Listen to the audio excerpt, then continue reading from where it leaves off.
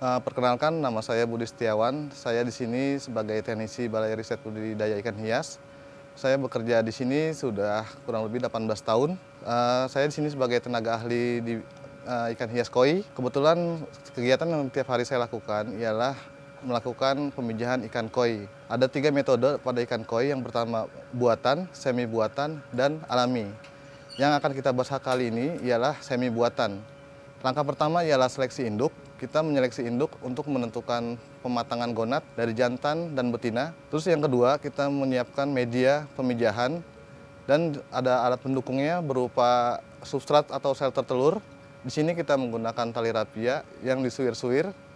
Ada beberapa substrat sebenarnya di sini, ada eceng gondok, ada tali kenur, ada kakaban. Ini contoh media substrat menggunakan tali rapia yang sudah disuir. Karena sifat telur ikan koi menempel, jadi mempermudah untuk penghitungan dalam sampel derajat pembuahan, penetasan, serta siklus kelangsungan hidupnya.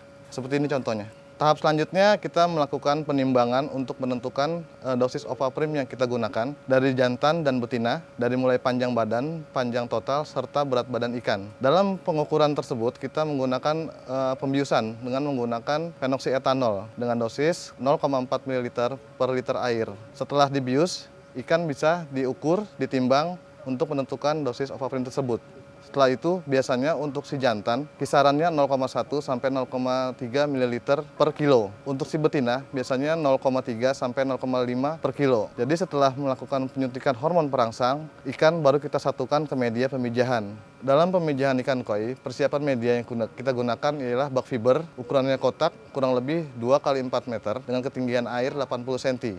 Substrat yang kita gunakan, kita menggunakan tali rapia yang sudah disuir dengan air bersih yang baru dari bak tandon. Artinya bak tandon yang sudah diendapkan selama kurang lebih 2-3 hari. Setelah melakukan penyuntikan, ikan bisa disatukan ke media pemijahan antara jantan dan betina. Nah, waktu frekuensinya untuk memijah biasanya 8-12 jam dan media itu harus ditutup.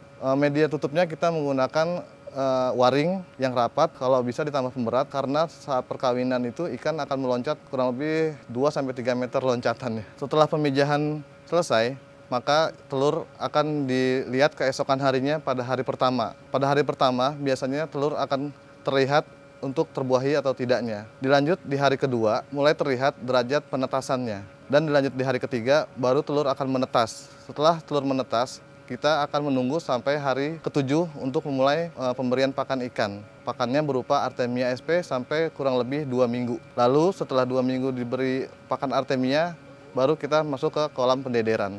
Nah, itu dia tadi langkah-langkah pemijahan mengenai ikan koi secara semi buatan. Sampai jumpa di video selanjutnya.